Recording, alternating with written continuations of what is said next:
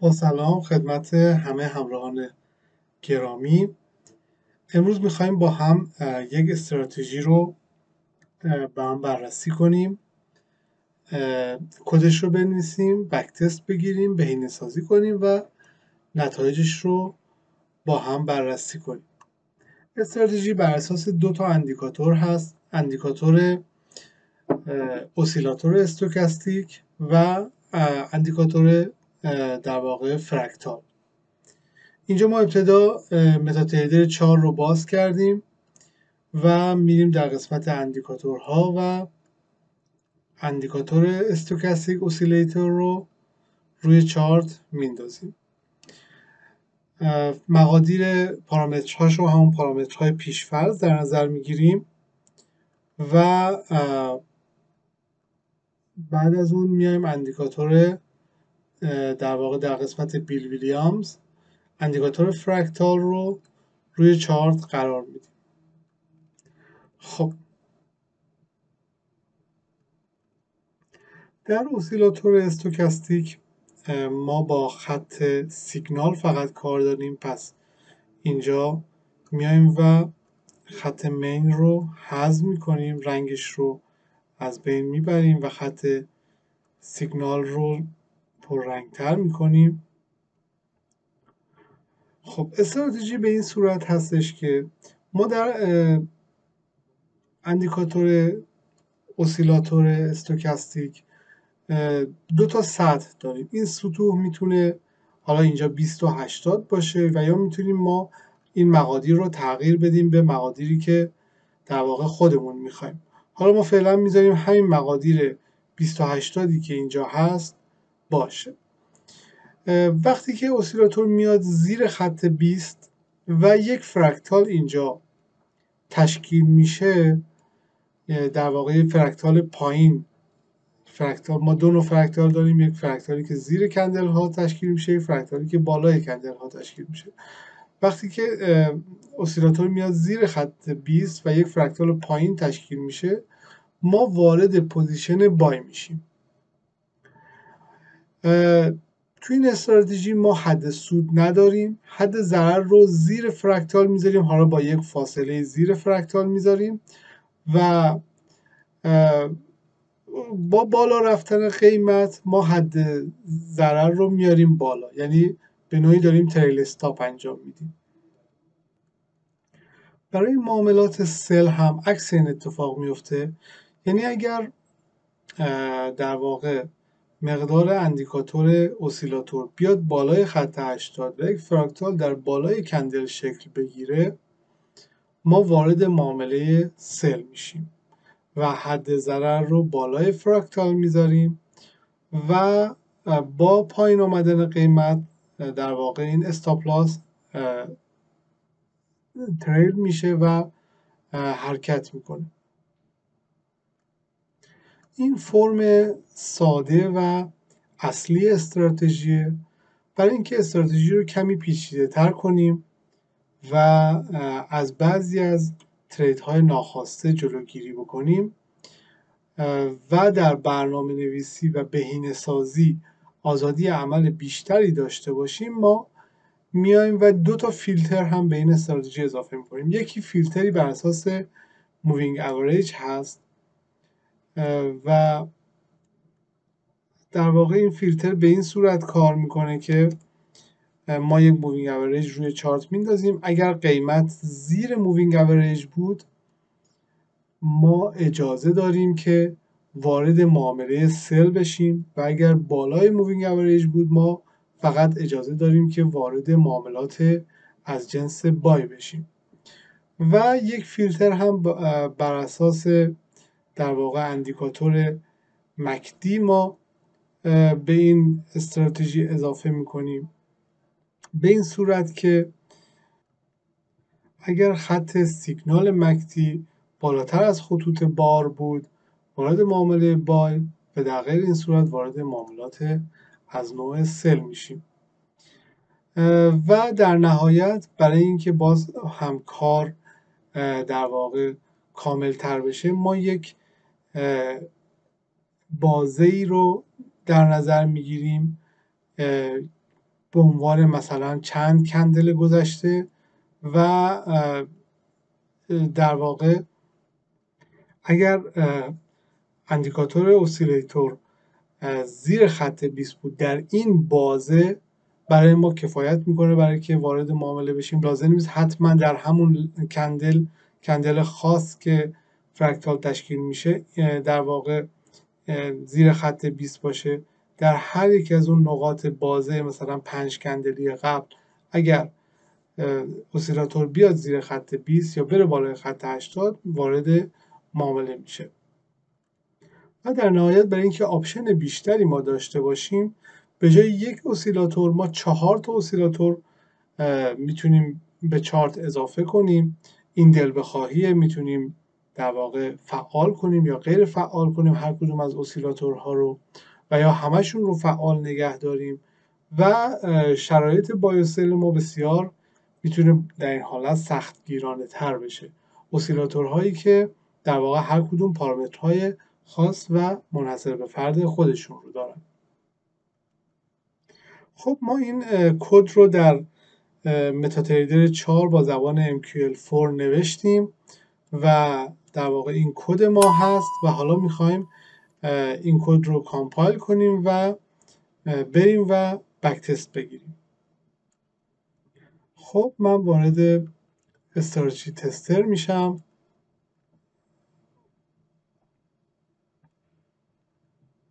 کافیه در منوی ویو استراتژی تستر رو انتخاب کنید یا کنترل آر رو بزنید و فایل کامپایل شده اکسپرت رو انتخاب میکنم و بازه پریود رو میذارم روی M15 و بازه بک تست رو میذارم از مثلا 1/1/2024 تا 6 ماه بعد میذارم تا 30 در واقع 6/2024. یعنی در یک بازه 6 ماهه اینو میخوایم بک تست بگیریم. روی ویژوال مود میذارم تا بتونیم نتایج رو مشاهده کنیم. استارت میزنیم و اینجا استراتژی تستر در واقع کارش رو شروع میکنه. قبل از ادامه دادن ما میایم و اندیکاتورامون رو روی چارت میندازیم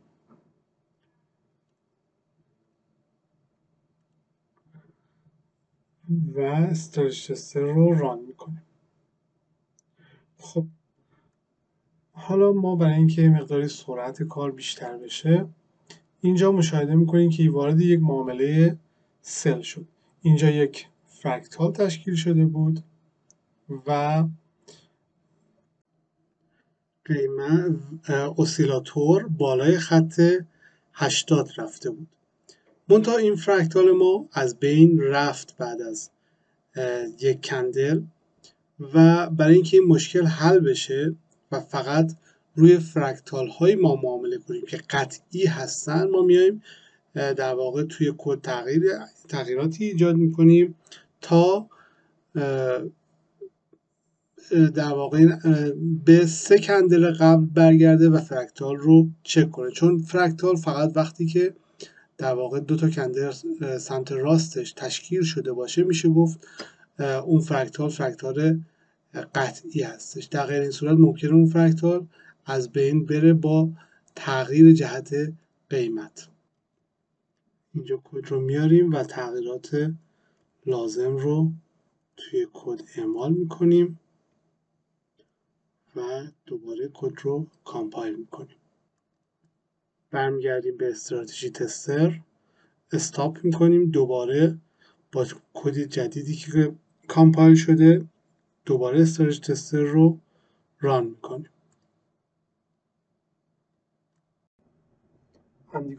اندیکاتورها رو میذاریم روی چارت و ببینیم که به چه صورت داره عمل میکنه. خب یه مقداری سرعت رو میبریم بالا. میبینید که اینجا ما یه فراکتال داشتیم و استوکاستیک بالای 80 بود و اینجا وارد معامله سل شد. حالا بریم ببینیم در ادامه چه اتفاقی میفته. حد ضرر رو هم اگه اینجا نگاه کنیم بالای فراکتال، در واقع فراکتالی که بالایی که آخرین فراکتالمون هست قرار میده. میبینیم که معامله میخوره به حد ضرر و بسته میشه. ادامه میدیم. اینجا یک دونه فراکتال جدید تشکیل شد و اسیلاتور بالای 80. معامله سل ما دوباره اجرا میشه، قیمت میاد پایین و اینجا حد ضرر ما شروع به حرکت میکنه. بالای فراکتال بود، حالا در واقع با پایین اومدن قیمت حد ضرر ما هم در واقع مکانیزم تریل استاپ داره اینجا به خوبی عمل میکنه.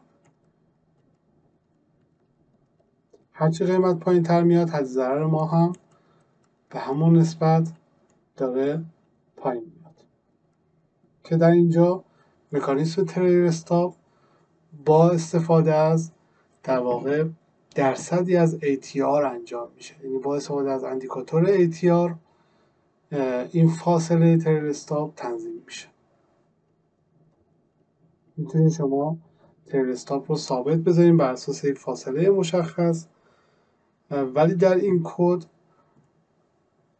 تریل استاپ درصدی هست از ATR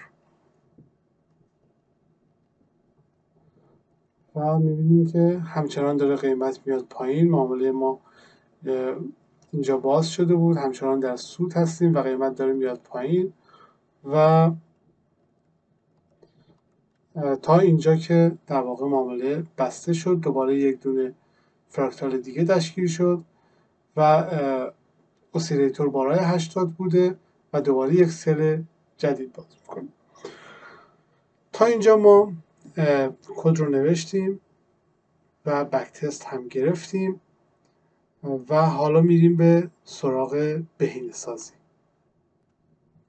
قبل از اینکه بهینه سازی انجام بدیم میایم و عملکرد این اکسپرت رو با همین پارامترهای اولیه‌ای که گذاشتیم در این بازه بررسی میکنیم. برای این حالت ویژوال مود رو برمیداریم، استارت رو میزنیم و اینجا در گراف مقدار بالانس رو میبینید که از $10,000 شروع شد و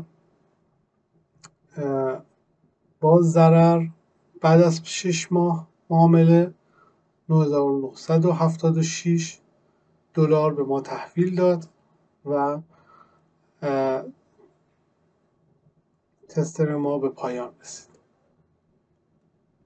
حالا ما میایم اپتیمایزیشن رو ران میکنیم. برای این بازه مشخص میکنیم که چه پارامترهایی از پارامترهای ورودی میخوایم اپتیمایز بشه. بازه اپتیمایز رو براش مشخص میکنیم و روی ژنتیک الگوریتم میذاریم و اپتیمایزیشن رو اجرا میکنیم. خب اپتیمایزیشن اجرا شد و بهترین جواب در واقع همین اولی هست که ما این پارامترها رو در واقع پارامترهایی بود که اپتیمایزیشن به ما داده و رو همین بازه 1/1/2024 تا 30/6/2024 در واقع یک بک تست میگیریم ببینیم که نتیجه به چه صورت شد.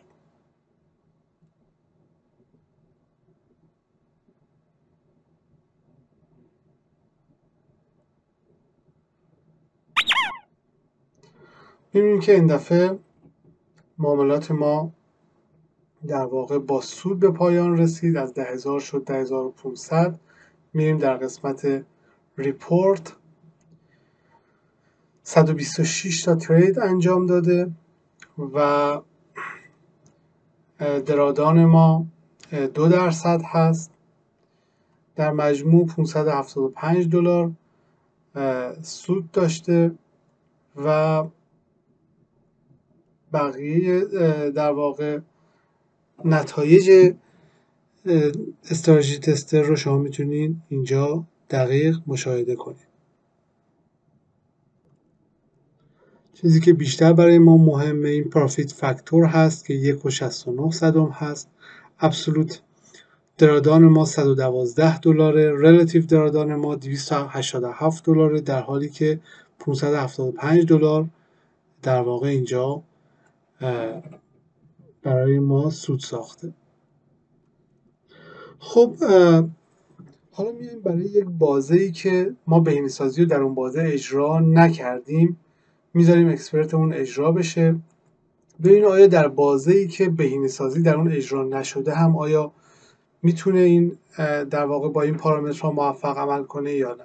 ما به جای 2024 این تغییر میدیم به 2023 از 1/1/2023 تا 30/6/2023 و دوباره بهینه‌سازی اجرا نمی کنیم و فقط با همون پارامترهای قبلی تست رو انجام میدیم.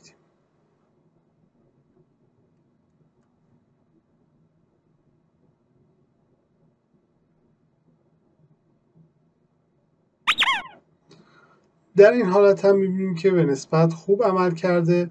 در ریپورت اگه نگاه کنیم $509 در واقع سود این اکسپرت بوده، 157 تا معامله باز کرده و ریلیتیو درادان $309 بوده، پرافیت فاکتور 1.33 هست. در این حالت درسته که حالت قبلی بهتر بود ولی در این حالت هم نتایج قابل قبول هست و در واقع تونسته با یک درادان به نسبت خوب به نتایج خوبی برسه. خب برای اینکه این اکسپرت رو ما در واقع بخوایم تصمیم بگیریم که بذاریمش روی اکانت ریل یا نه باید خیلی تست های بیشتری انجام بگیره. اینجا فقط میخواستم در واقع یک نشون بدم که با یک استراتژی به نسبت ساده میشه در واقع به نتایج خوبی هم رسید و میشه روی در واقع استراتژی بیشتر کار کرد و نتایج اون رو و روباستنس اون رو ارتقا داد. در پایان ممنونم که با من همراه بودید. امیدوارم که همیشه سلامت و موفق باشید.